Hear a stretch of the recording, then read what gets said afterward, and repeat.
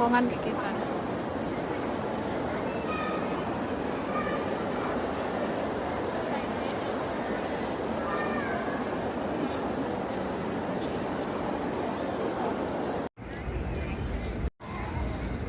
Takbir yang pertama kita mengucapkan Al-Fatihah. Takbir yang kedua kita mengucapkan salawat. Takbir yang ketiga disitulah doa yang terindah dan berlama-lama. Maka siapapun yang jadi imam untuk salat jenazah, ingat takbir ketiga, berdoa sebanyak-banyaknya.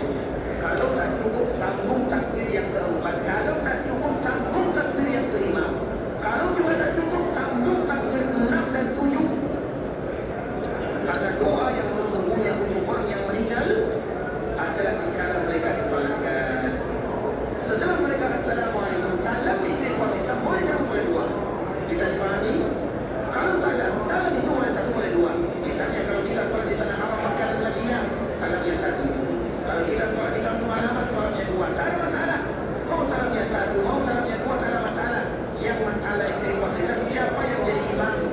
Kalau kita berimam kepada orang yang salamnya satu, berarti salamnya satu. Kalau kita berimam kepada orang salamnya dua, berarti salamnya dua. Itu sahaja. Bisa dipahami? Berarti di sini kita salamnya berapa? Dua atau satu? Satu. Saya katakan di sini ya, bukan di mesin Nabawi. Di sini salam satu atau satu? Tergantung imamnya siapa. Dan ada juga orang imam yang salamnya dua. Makanya boleh kadang-kadang satu, boleh kadang-kadang dua. Untuk menyebutkan kepada kaum muslimin kedua-duanya boleh dilakukan. Namun yang terpenting kita ucapkan salam sebagaimana imam. Kemudian setelah kita salam satu atau dua, silakan amat tidak ada masalah. Kemudian satu dan larikan jenazah untuk penguburan. Karena mereka kalau orang baik mereka marah. Kalau mereka bisa hidup, mereka akan marah kepada yang masih hidup. Kenapa? Karena memperlambat urusan saya. Saya ingin mendapatkan pahala yang dijanjikan oleh Allah SWT. Kalau sekiranya jenazah itu tidak baik, maka pundak kita selesai dari kewajiban sesama muslim.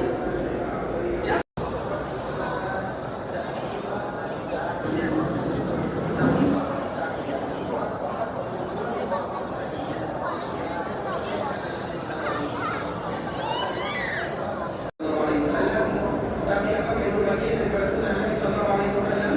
Maka jawabannya iya, karena itu dilakukan oleh sahabat Utsman bin Affan dan Nabi Sallallahu Alaihi Wasallam pesan kepada kaum muslimin, "Alaikum bisunnati wa sunnatil khulafa'ir rasyidin min ba'di."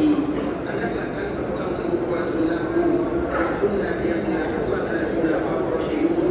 Dan 4 orang atau 5 orang ini umat Islam yang berdua adalah berdua Nabi, yang berdua lagi adalah menantu Nabi, dan satu lagi ada cucu lagi. Mereka Mengikuti pengajian Ustadz Arifin. Kami mengikuti pengajian Ustadz Arifin. Kami Islam kita memberikan kepada Khalifah Abu Bakar Siddiq radhiyallahu ta'ala anhu dikala dia menjadi pemimpin. Kemudian semua kaum muslim mereka sudah siap menerima Abu Bakar Siddiq, dan memang itu yang terjadi pada Islam. Seolah-olah Nabi Sallallahu Alaihi Wasallam sudah memberikan isyarat bahwa yang akan memimpin setelah Nabi Sallallahu Alaihi Wasallam adalah Abu Bakar Siddiq. Datang salah seorang wanita yang sudah tua bertanya soalan kepada Nabi Sallallahu Alaihi Wasallam. Maka Nabi Sallallahu Alaihi Wasallam merupakan musibah